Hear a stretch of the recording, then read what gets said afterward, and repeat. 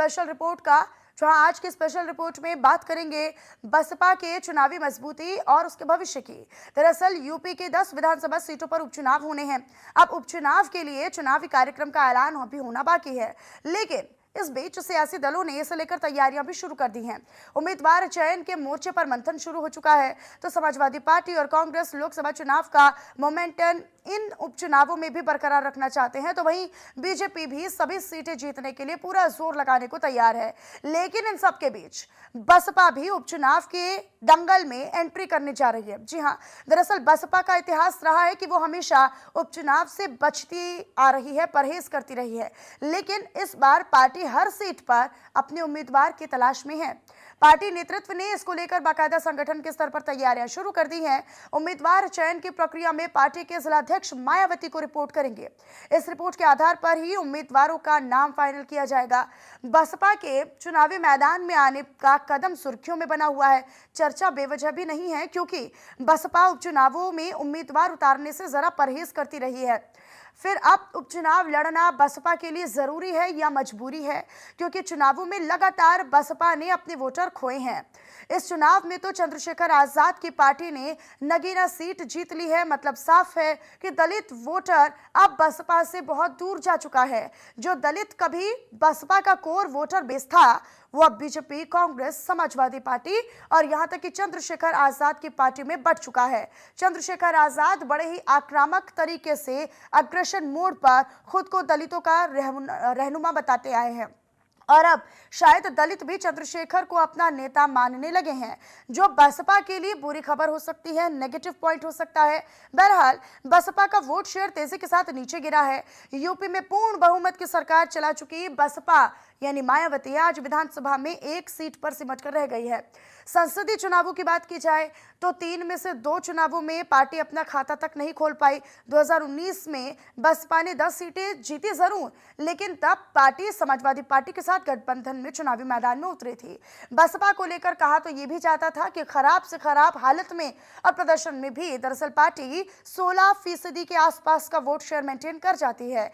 ऐसा देखने को भी मिला है, लेकिन हाल ही के लोकसभा चुनाव में बसपा वोट शेयर को इस पूरे मामले में कांग्रेस से भी पीछे रहना पड़ा है और कुल वोट शेयर महज 9.38% पर सिमट गया है। आखिर क्यों बीएसपी यानी मायावती लगातार जमीन खोती चली गई? क्या उपचुनाव के दंगल में उतरना बसपा की मजबूरी बन चुकी है? क्या चंद्रशेखर आजाद मायावती के लिए एक चुनौती बनकर उभर रहे हैं? आज के स्पेशल रिपोर्ट में, आज के इस कार्यक्रम में हम इन्हीं सवालों के जवाब तलाशने की कोशिश करेंगे। मेहमानों से करेंगे चर्चा, लेकिन उससे पहले ये रिपोर्ट आप देखिए। लोकसभा चुनाव के बाद जहां सभी राजनीतिक दल अब उपचुनाव की तैयारी में जुट गए हैं, वहीं ये पहला मौका है जब बसपा भी इस उपचुनाव के मैदान में उतरने जा रही है। खुलकर कहा जाए तो बसपा के लिए यह अस्तित्व बचाने की लड़ाई भी है। जिस तरह चंद्रशेखर रावण की पार्टी आज़ाद समाज पार्टी इस बार लोकसभा चुनाव में न सिर्फ बढ़त हासिल करती नजर आई है, बल्कि बसपा के काडर वोट, दलित वोट बैंक की बात करें तो वो बड़ी तादाद में दूसरे राजनीतिक दलों में शिफ्ट हुआ है।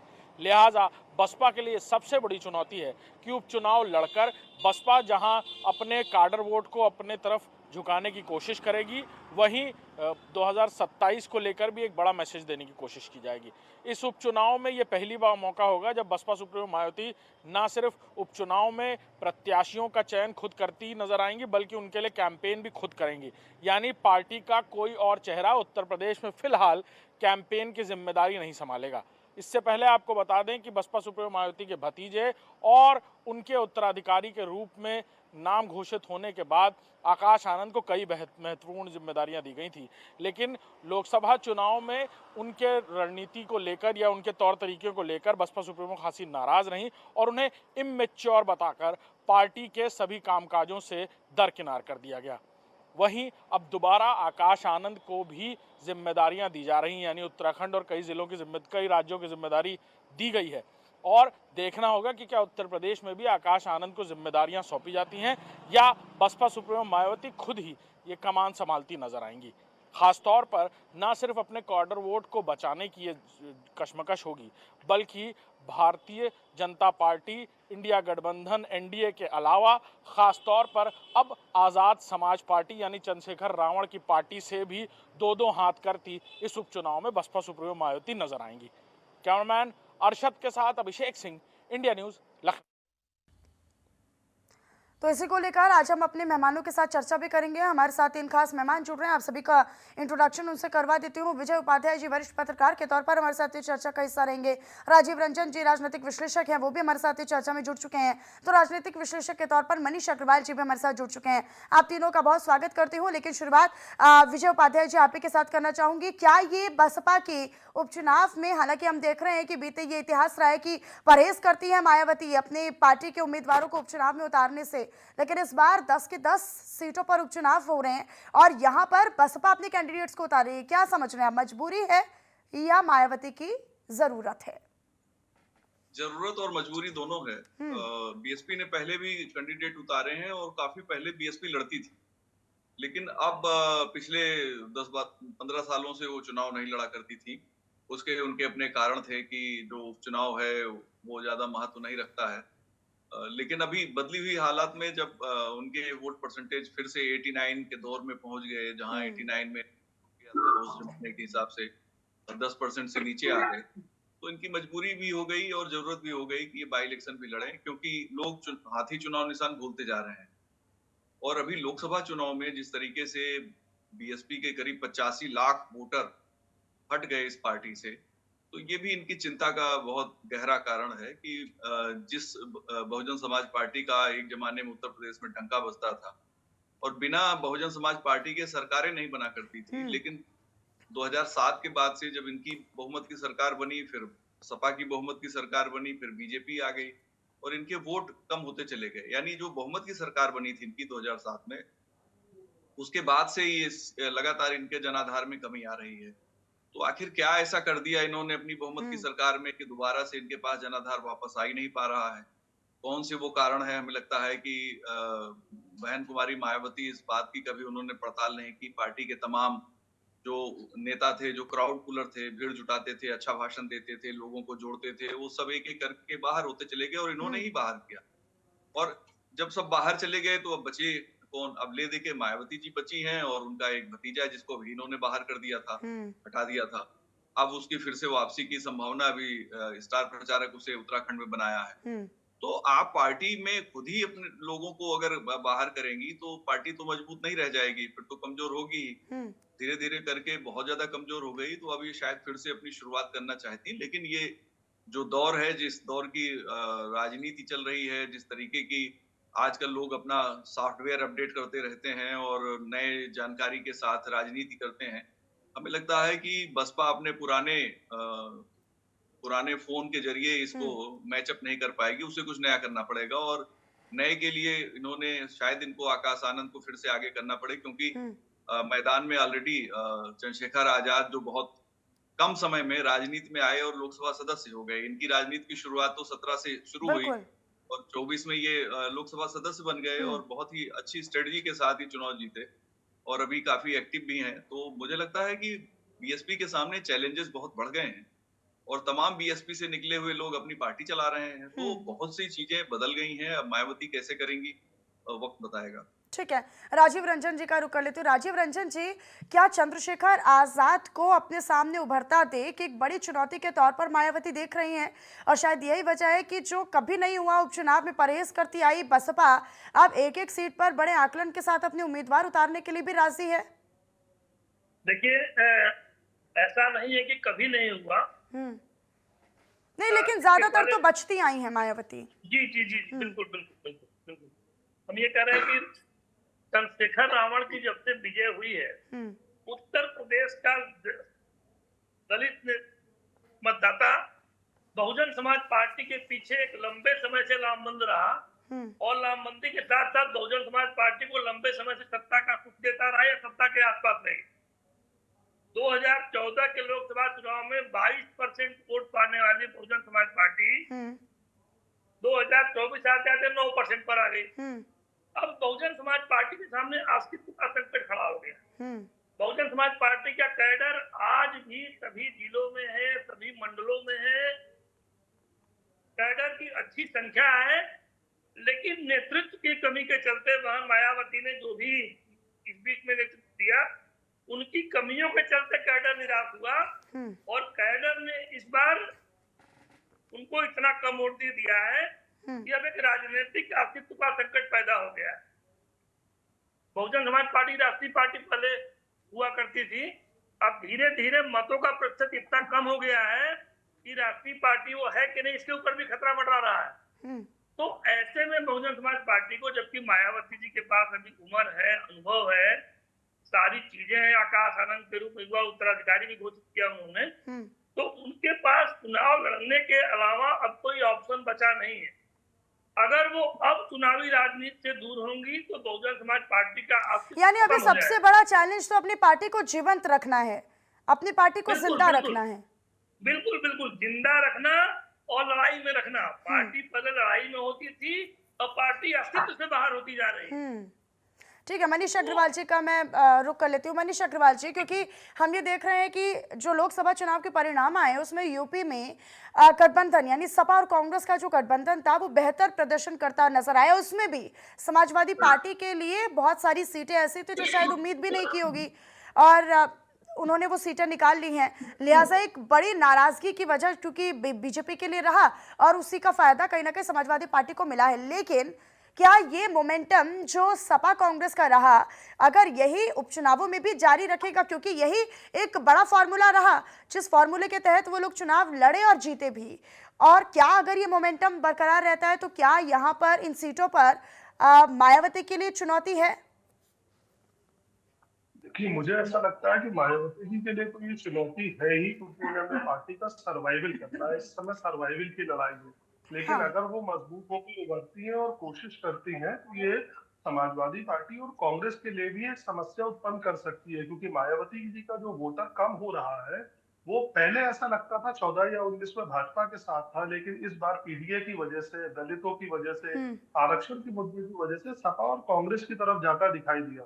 लेकिन मायावती जी अगर जमीन पे फिर से उसी मजबूती से लड़ती हैं तो हमें उन्हें कभी भी अंडर एस्टिमेट नहीं करना चाहिए, क्योंकि इतनी परेशानियों के बाद भी उनके पास 9 से 10% ट्रेडिशनल वोटर है। और अगर मायावती जी उपचुनाव में हर विधानसभा सीट पे खुद प्रचार करने जाएंगी तो आपको इसका बदलाव उन चुनाव के परिणामों में जरूर दिखेगा, क्योंकि मायावती जी को आज भी दलित वोटर एक मसीहा के रूप में देखता है और दलित वोटर हमेशा से ये जानता है कि हमारा अगर कोई ध्यान रख सकता है तो वो बहन जी मायावती जी ही हैं। मैंने यहाँ तक देखा है कि जब बहन जी मायावती जी का हेलीकॉप्टर कहीं रैली के लिए उतरता है और उससे जो धूल मिट्टी उड़ती है ना, दलित वोटर उसे टीके की तरह लगाता है।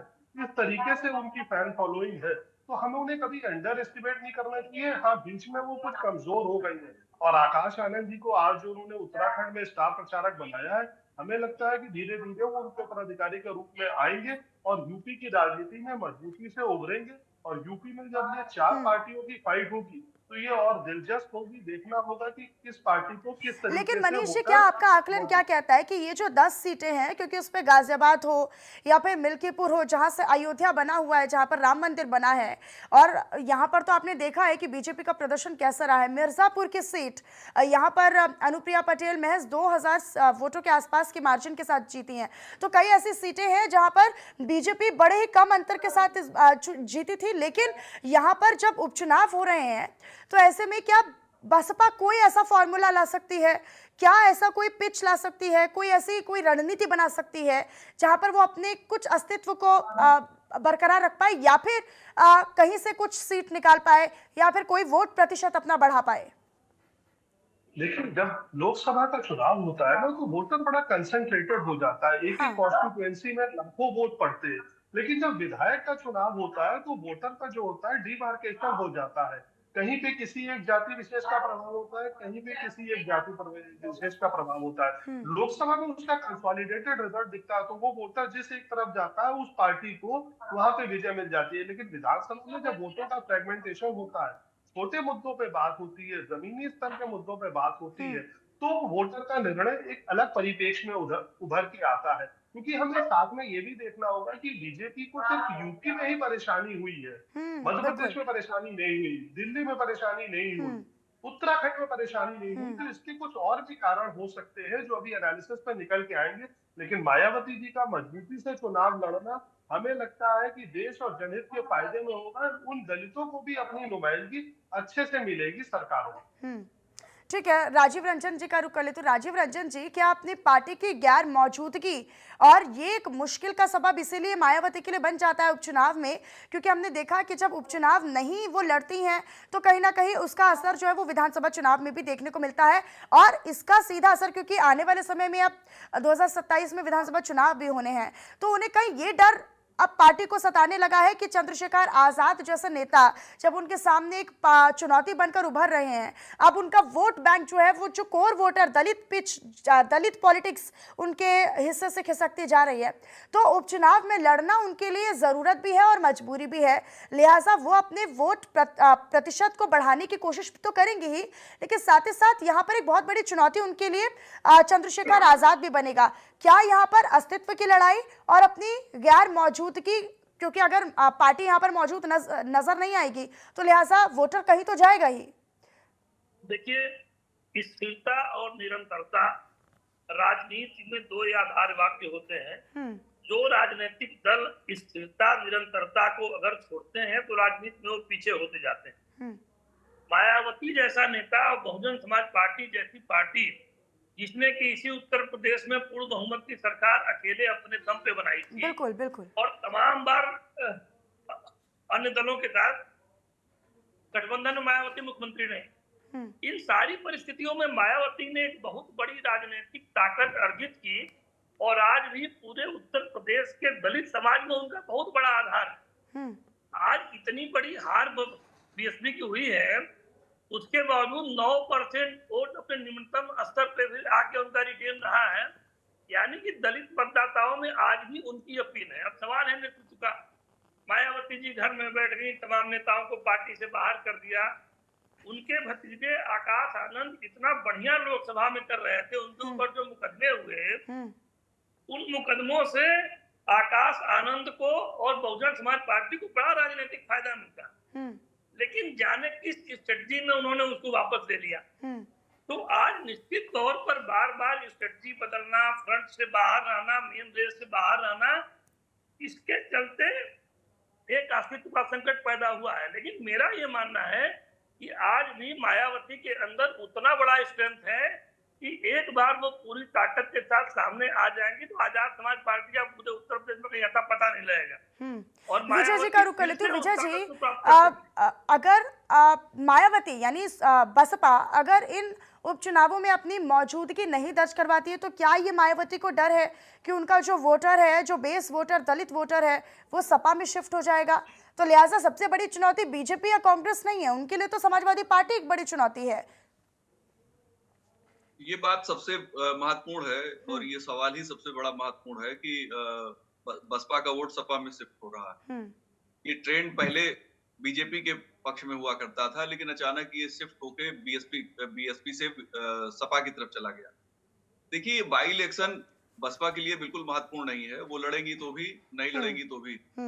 वोटर को रोक पाना मायावती के लिए बहुत बड़ी चुनौती है। हालांकि अभी भी मायावती के पास जो वोट है वो कांग्रेस के खराब दिनों के वोट से बहुत बेहतर है। कांग्रेस अब जाके 9% पे आई है, जबकि लंबे समय तक वो 6% 7% वोटों पे ही घूमती रहती थी।